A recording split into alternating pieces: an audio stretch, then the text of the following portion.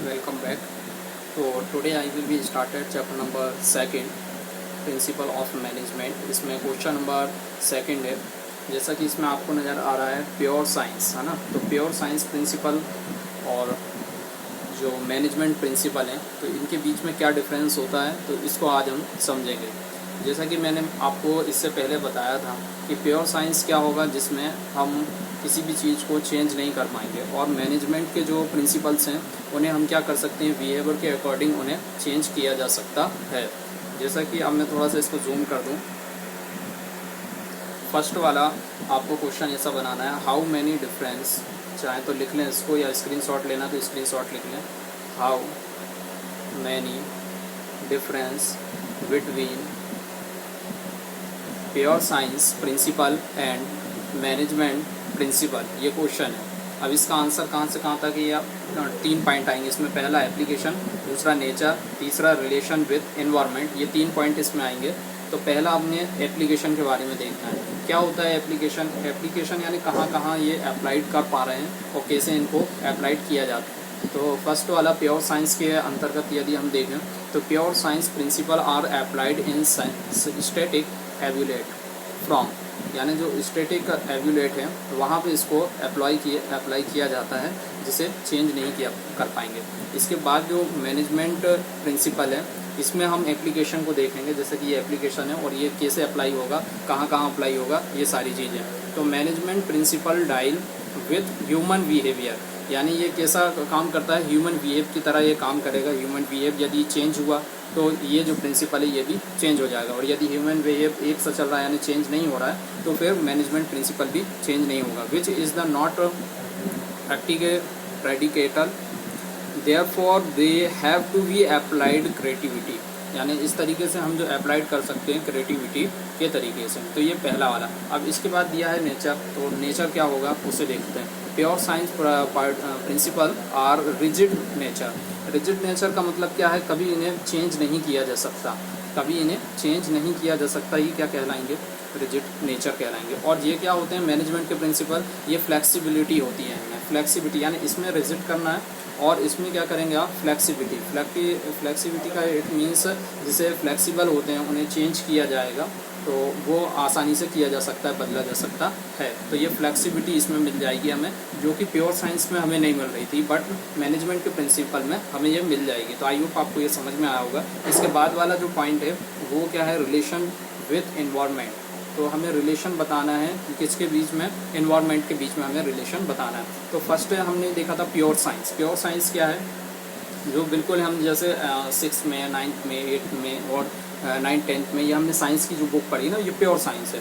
और अब जो हम पढ़ रहे हैं वो मैनेजमेंट को पढ़ रहे हैं, जो कि प्योर साइंस नहीं है, जिसमें फ्लेक्सिबिलिटी है ना।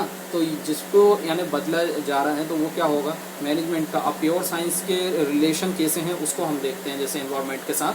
तो pure science principle do not change with time and so, यानी टाइम के साथ, do it need to not to keep place and changing environment, यानी कि जो प्लेस के साथ जो चेंजिंग होती है वो तो खैर इन्वायरमेंट के साथ होती है, लेकिन अपने हिसाब से यदि हम इसमें कोई चेंजिंग या कुछ न्यू एडिशन, कुछ न्यू चीज़ लाना चाहें तो वो इसमें पॉसिबल नहीं हो पाएगा। बट इसी के साथ यदि हम नेचर मैनेजमेंट का जो प्रिंसिपल है, इस वाले पॉइंट को यदि हम देखेंगे तो इसमें क्या कहा गया है, रिलेशन विथ एनवायरनमेंट वाले की डिटेल।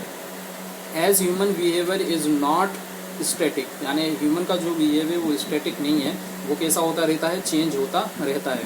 तो management principles must keep place a changing environment. तो इससे क्या होगा, हमारे जो इन्वायरमेंट का प्लेस है वो चेंज होता रहेगा। तो ये आपको 3 पॉइंट लिखना है, एप्लीकेशन, नेचर और रिलेशन विथ इन्वायरमेंट। तो ये आपके 3 पॉइंट हुए।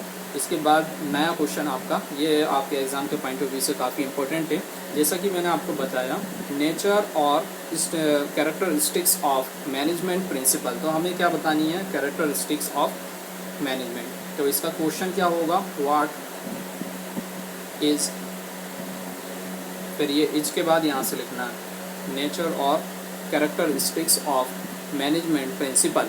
ये अब इसमें आपको कोई 5 पॉइंट करना है तो अपना शॉर्ट वाले, इन शॉर्ट जो आपको अच्छे से याद हो जाए तो उनको टिक कर लेते हैं। एक तो पहला वाला पॉइंट जो है फ्लेक्सिबल नॉट रिजिड ये भी काफ़ी सिंपल है। फिर डायनेमिक ये भी सिंपल है ना। यूनिवर्सल ये भी सिंपल है। तो ये 3 पॉइंट तो ये हो गए, 5 करना है कोई, तो 3 पॉइंट ये हुए। इसके बाद बेसिस ऑफ पॉलिसी, जो कि ये लिखा है बेसिस ऑफ पॉलिसी, ये वाला ये भी काफ़ी सरल है, 4 पॉइंट हो गए। 4 पॉइंट के बाद अब 5th नंबर का ये जो जैसा कि इसमें टिक लगा हुआ है ऑलरेडी, तो ये क्या होगा, डिफरेंट फ्रॉम रूल्स। ये पूरे 5 पॉइंट हैं। चाहे तो आप इसका स्क्रीनशॉट ले लें, जैसा कि मैं इसको पूरा उसमें दिखा देता हूँ।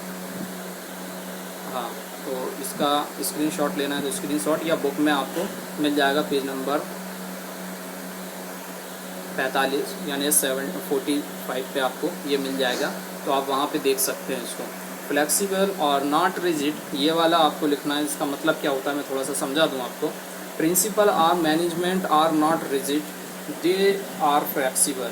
ये जो मैनेजमेंट के प्रिंसिपल हैं जिन्हें चेंज किया जा सकता है वो हैं, और जो कि रिजिड होते हैं यानी कि जो बदले नहीं जा सकते हैं वो कैसे होते हैं, रिजिड होते हैं। लेकिन ये कैसा है, फ्लेक्सिबल है, रिजिड नहीं है। इसके बाद यानी कि इसके बाद वाला जो पॉइंट है उसको मैं स्क्रॉल करके दिखाऊंगा आपको। Dynamic management principle are basis certain defined condition, है ना, और एक्सपेक्टेशन, दे आर डायनामिक। तो ये डायनामिक वाला करना है। इसके बाद आप देख सकते हैं कंटिन्यू और universal. Management principle have universal acceptability, यानी हमेशा के लिए ये क्या होंगे, यूनिवर्सल को इस तरीके से समझिए जिसका काम सभी जगह होता है। जैसे मैनेजर का काम है तो वो कहाँ होता है, होटल में भी मैनेजर होता है।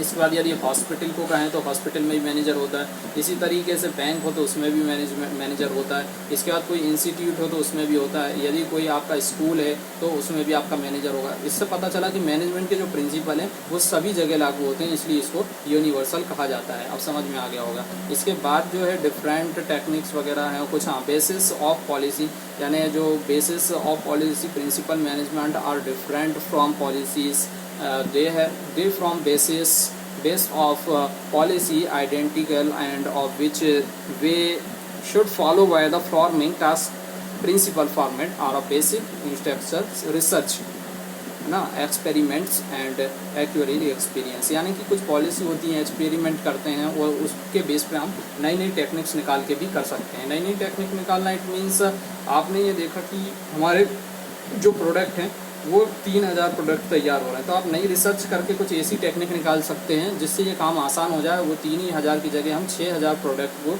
बना सकें और सेल कर सकें। तो बेसिस ऑफ पॉलिसी पे भी डिपेंड करता है कि हम कैसे इसको कर सकेंगे। इसके बाद जो पॉइंट है हमारा नेक्स्ट वाला पॉइंट हम देखेंगे डिफरेंट फ्रॉम रूल्स।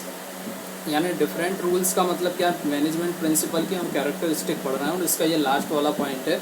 जैसा कि इसमें देखा principle of management are different है, यानी प्रिंसिपल जो मैनेजमेंट के हैं वो कैसे हैं, डिफरेंट है। और फ्रॉम रूल्स बेसिक, यानी कि ये जो रूल्स हैं और इनके जो कॉजेज हैं, principle guide to from the rules both branches and rules and helpful in work production और परफॉर्मेंस पे ये डिपेंड करता है, काफ़ी हेल्प करते हैं रूल्स, जिससे हम ठीक से ठीक ढंग से काम को कर सकते हैं। If person breaks the rules, यदि कोई पर्सन रूल्स को तोड़ देता है तो we able to punishment. If principle is not follow, no punishment is given. देखिए क्या होता है कि प्रिंसिपल को यदि वो फॉलो कर रहा है, आपने रूल्स बना दिया आपकी कंपनी में कि सभी लोग जो हैं आपको 10 बजे सुबह आना है और ये 5 बजे तक आपकी बैंक खुला रहता है, तो 5 बजे तक आपको वर्क करना है। अब कोई जो है 10 बजे की जगह कितने आ रहा है, 12 यानी 12 बजे आ रहा है, तो उसको क्या है एक तरीके से पेमेंट काट सकते हैं उसकी, है ना। तो इस तरीके का प्रिंसिपल होता है, जिस आई होप आपको ये समझ में आया होगा। इसके बाद वाला जो क्वेश्चन है उसको देखते हैं। बाद वाला क्वेश्चन क्या, what is significance of importance of management यानी प्रिंसिपल ऑफ मैनेजमेंट। तो इसमें आपको क्वेश्चन ऐसा बनाना है, मैं लिख दे रहा हूँ, चाहे तो स्क्रीनशॉट लेना है स्क्रीनशॉट ले लें या चाहे तो कॉपी में लिख सकते हैं। व्हाट इज़, और यहाँ से आपको डिस्क्राइब करना है कहाँ से कहाँ तक ये जो सिग्निफिकेंस और importance of principal of management, ये आपका क्वेश्चन है। और इसके कोई अपन को कितने पॉइंट करना है, 5 पॉइंट इसके आपको लिखना है। तो 5 पॉइंट करेंगे, कहाँ से कहाँ तक है देखिए यहाँ पे नीचे ये निशान लगे हुए आपको ऑलरेडी दिख रहे हैं। बस यहीं से करना है आपको, इंक्रीज एफिशिएंसी, तो इसको कर लेना। और बेटर अंडरस्टैंडिंग, ये वाला, ये 2 पॉइंट मैंने आपको बताया। तो इंक्रीज इन एफिशिएंसी का मतलब क्या है, हमारी जो एफिशिएंसी है यानी काम करने का क्षमता, काम करने का पावर, काम कितना कर सकते हैं। जैसे 5 आदमी है, ठीक है, 5 अपने पास एम्प्लॉय है, तो 5 एम्प्लॉय कितना काम करते हैं, 10 काम करते हैं, ठीक है। 10 यदि एम्प्लॉय लगाएंगे अपन अपनी कंपनी में, तो वो कितना काम करेंगे, वो सिंपल हमने इसका डबल कर देंगे तो कितना 20 काम करेंगे, है ना। तो इससे हमको ये पता चला कि इसकी इफ़िशियंसी कितनी है, यानी कि इनके काम करने की इफ़िशियंसी कितनी है, 10 है। और 10 यदि आदमी होंगे तो 10 आदमियों की या 10 पर्सन की कितनी होगी इफ़िशियंसी, 20 होगी। इसको इस तरीके से समझिए कि 5 आदमी एक फैक्ट्री में काम करते हैं जहाँ पर हम फ़ोन बनाते हैं, ठीक है। तो एक आदमी 5 फ़ोन नहीं बना, 10 फ़ोन बनाता है, एक आदमी 2 फ़ोन बनाता है, 5 आदमी कितने फ़ोन बनाएंगे, 10 फ़ोन बना पाएंगे। ये स्मार्टफोन है, 10 फ़ोन वो बना पाएंगे, यानी कि इनकी इफ़िशियंसी कितनी हुई, 10 फ़ोन बनाने की, 10 मोबाइल बनाने की, 10 एंड्रॉयड वर्जन बनाने की इनकी इफ़िशियंसी हुई। इसके बाद यह है better understanding. Better understanding it means the principle develop clear management organisation and effectively and done to trial. तो ये क्या करते हैं, बेटर अंडरस्टैंडिंग देते हैं। जैसे ये मैनेजर है ना, उसने क्या कहा मैनेजमेंट में लाने के लिए, उसने अपने जो एम्प्लॉई हैं उनसे कहा कि आप अच्छे से काम करिए, है ना। फिर अपने जो सिक्योरिटी गार्ड है उससे कहा कि आप सिक्योरिटी अच्छे से करिए, है ना। फिर इसके बाद जो कैशियर है उससे कहा कि आप अच्छे से जो कैशियर है उसका काम आपको ठीक ढंग से करना है, टाइम पे आना है। और यदि प्यून है वो ढंग से साफ़ सफाई नहीं कर रहा तो उससे कहा कि आप ढंग से साफ़ सफाई करिए। तो बेटर अंडरस्टैंडिंग देने का काम मैनेजमेंट के प्रिंसिपल करते हैं। तो इससे भी हमको इसके इम्पोर्टेंस के बारे में पता चला।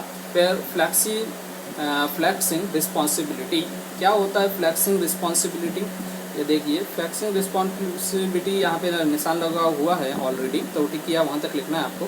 The principle help in fix responsibility of every person is in business, यानी जितने भी जो पर्सन है उनकी रिस्पॉन्सिबिलिटी है, उनकी जिम्मेदारी है, क्या है उनकी जिम्मेदारी है बिजनेस को ग्रो करने की। The duty authority and responsibility of every employee are performed. तो हम इसको सिंपल इस तरीके से समझ सकते हैं कि जितने भी पर्सन हमारे इसमें काम कर रहे हैं, एम्प्लॉय जितने भी लोग इसमें काम कर रहे हैं, उन सबकी रिस्पॉन्सिबिलिटी है कि वो ठीक ढंग से काम कर रहे हैं। डायरेक्शन और to managers, direction to manager का मतलब क्या है, जैसा कि मैंने इससे पहले बताया था, मैनेजर बीच में बैठ गया और सभी लोगों को वो डायरेक्शन दे रहा है कि आपको ऐसे काम करना है, ये काम नहीं करना है, इससे घाटा होगा, इससे प्रॉफिट होगा, इससे लॉस होगा, तो सारे ही इंस्ट्रक्शन मैनेजर दे रहा है। It means direction of management, इसको यहाँ तक कर लेना। इसके बाद यह है इफेक्टिंग ह्यूमन रिलेशंस, यानी जो ह्यूमन के रिलेशन है, जैसे एक दूसरे से रिलेशन होते हैं, वो सारी चीज़ें अब इसमें आ जाएंगी। उसके बाद यूज़फुल रिसर्च। यूज़फुल रिसर्च का मतलब क्या है, एक अपना जो काम है, एक मशीन पुरानी वाली थी, वो प्रोडक्ट बनाती थी। प्रोडक्ट बनाने का मतलब पेन बनाने की वो मशीन थी, ठीक है, पेन बनाने की मशीन थी। तो एक दिन में कितने 100 पेन बना पाती थी वो मशीन। हमें समझ में आया कि हम रिसर्च करें और एक छोटी मशीन लेके आएँ जो कि काफ़ी ज़्यादा अच्छी हो और हाई स्पीड में पेन बनाती हो। तो ये स्पीड हमने लेके आए तो ये 500 पेन बनाने लगी। तो ये क्या हुई, एक प्रकार की रिसर्च हुई कि नई टेक्नोलॉजी का यदि हम यूज़ करते हैं तो हमें क्या मिल जाएगा, बहुत अच्छा प्रोडक्शन मिल जाएगा। तो ये सारी चीज़ें यूज़फुल रिसर्च के अंतर्गत आती हैं। इसके बाद ये आपको 5 के बाद 6 पॉइंट मैंने समझा दिए, तो 5 से 6 पॉइंट आप इसमें कर लेना। स्कूल्स ऑफ मैनेजमेंट प्रिंसिपल और मैनेजमेंट थ्योरी, तो इसमें स्कूल्स की जो मैनेजमेंट थ्योरी है, जैसे साइंटिफिक मैनेजमेंट और school management, process school and और भी बहुत सी कुछ दिए जितना इंपॉर्टेंट नहीं है, बट नेक्स्ट वीडियो में हम इसको समझेंगे और ही भी अच्छे से। तो नेक्स्ट टॉपिक के लिए तैयार है।